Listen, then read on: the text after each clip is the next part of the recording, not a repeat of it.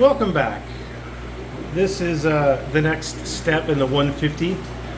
Just so everybody's aware, I do have a linear piston air pump, so obviously I do a lot of my filtration with air.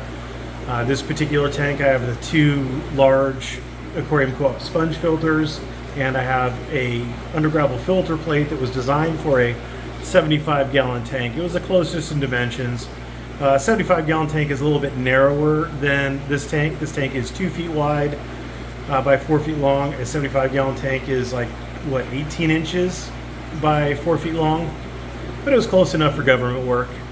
And as you can see, the water, despite having a lot of air bubbles in it, is clear, which I would expect it to be. For those of you who are concerned about bacteria, the gravel was used in the previous aquarium that these fish were in. There was actually two large fish that were in the 55 that didn't go in this aquarium, the two Geos.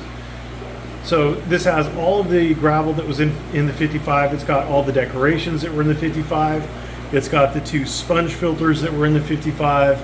And I have since added a couple large Anubias, and I've added some Java fern and some Java moss. So hopefully that'll take off in here. My water is terrible for keeping Java fern. I don't know why. It just does not prosper.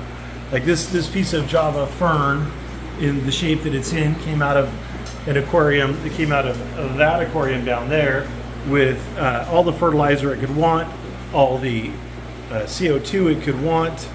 I mean, I have no idea why it doesn't just prosper. And I actually double up on the phosphorus. I use the Aquarium Co-op brand fertilizer and the Aquarium Co-op no, not phosphorus, potassium. I'm dumb. The easy potassium, yeah, not phosphorus. So I know that it's a potassium hog. I kept saying phosphorus, I'm dumb. It's a potassium hog, but I double up on the potassium.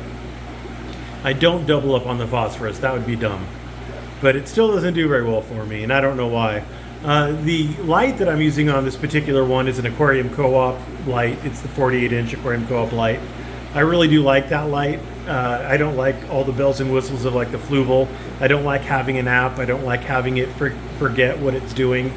So I just have the Aquarium Co-op lights. I've got them. I've got a timer on that bar up there, so that whole bar of lights turns on, and that whole bar of lights turns on all at the same time, and we're all good.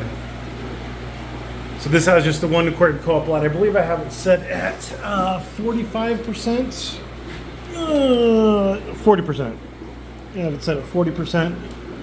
I'll turn it up or down as the case may be needed. All the plants I have in there are low light plants.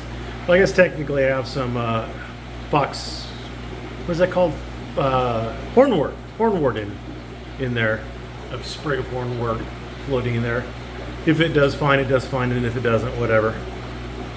But anyway, all the other plants are low light plants, so they should be fine. And I do have one Royal Pleco in there and one Siamese algae eater in there. The Siamese algae eater's long since past his useful prime. He's giant now. You don't really eat a lot of algae when you're that size. But I do want some algae in there for the Royal Pleco. I know he mostly eats wood and